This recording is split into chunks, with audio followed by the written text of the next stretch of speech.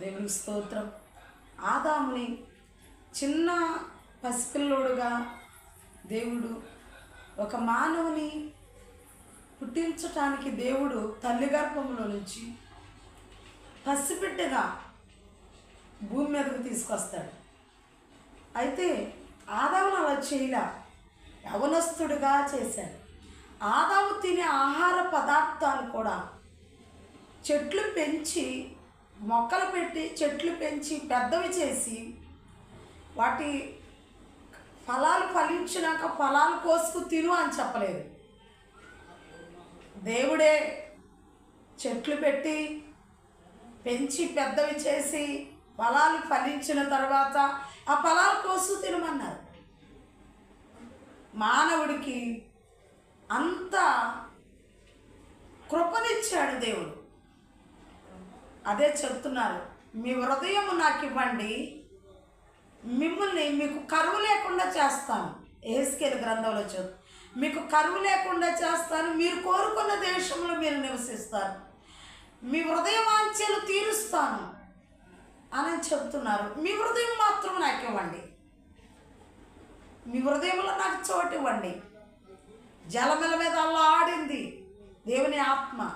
ఇప్పుడు మానవుడు హృదయంలో ఉండాలని ఆయన కోరుకుని హృదయముల కోసం హృదయాన్ని ఇమ్మని అడుగుతున్నారు. కానీ హృదయములో అనేకమైనవి పెట్టుకొని హృదయం దేవునికి ఇవ్వకుండా కష్టపడాలి, కష్టపడాలి, కష్టపడాలి, అభివృద్ధి చెందాలి, కష్టపడాలి, తెచ్చుకుని తినాలి అన్న ఆలోచనతో దేవుడిచ్చిన సమృద్ధిలోకి వెళ్ళాలన్న ఆలోచనలో దేవునికి హృదయం ఇచ్చి ఆయన ఇచ్చిన సమృద్ధి అయిన ఆహారం తీసుకుని పోషించబడదామని లేదు మానవుడికి. రోజున తన సొంతంగా ఆలోచించకుండా, తన సొంతంగా దేవుని పక్కన పెట్టి తన సొంతంగా చేసుకుంటాం పనులు. దేవునికి హృదయాన్ని ఇవ్వకుండా శరీరము హృదయం అన్ని వీళ్ళే వాడేసుకుంటూ చేస్తున్నారు. అందువలన ఇదిగో ఎంత కష్టపడినా అభివృద్ధి లేకుండా ఉన్నావు, ఎంత కష్టపడి ఎంత ఉద్యోగం చేసినా తాగుడుకు బానిస అయిపోతున్నాం. ఒక పెద్ద డాక్టర్ అయి ఉండి మత్తు పానీయం తాగితే దాని మీద ముందు సీసా మీద హానికరమై ఉంది. పెద్ద ఇంజనీర్ అయి ఉండి ఈ సిగరెట్ తాగితే హానికరమైన ఉంటుంది, అయినను అదే తాగుతాడు. దాని మీద రాసి ఉన్నను అదే తాగుతాడు. శరీరాన్ని పాడు చేసుకుంటాడు, తన కష్టం అంతా చేసుకుంటాడు. తన సొంత ఆలోచన అది. అదే దేవునికి హృదయాన్ని ఇచ్చావంటే ఈ తాగుడు ఉండదు, ఈ సిగరెట్లు ఉండవు, ఈ వ్యసనాలు ఉండవు, ఈ వ్యభిచారం ఉండదు, ఈ పాపం ఉండదు. సంతోషంగా ఆనందంగా నీ జీవితం నీ కుటుంబాన్ని చక్కగా చక్కదిద్దుకుంటావు దేవుడు నీ హృదయంలో ఉంటే. దేవునికి స్తోత్రం, హల్లెలూయా. ప్రియమైన సహోదరి సహోదరుల, ఆయన నువ్వు కోరుకున్న దేశంలో ఉండాలన్నా, నువ్వు కోరుకున్నది పొందుకోవాలన్నా, నీకు సమృద్ధి ఉండాలన్నా దేవునికి నీ హృదయాన్ని ఇవ్వు. హృదయంలో ఆయనకు చోటివ్వు. నీ హృదయం అంతా బాగు చేసి నీకు సమృద్ధిగా నీ దేహాన్ని ఆయన పోషిస్తాడు.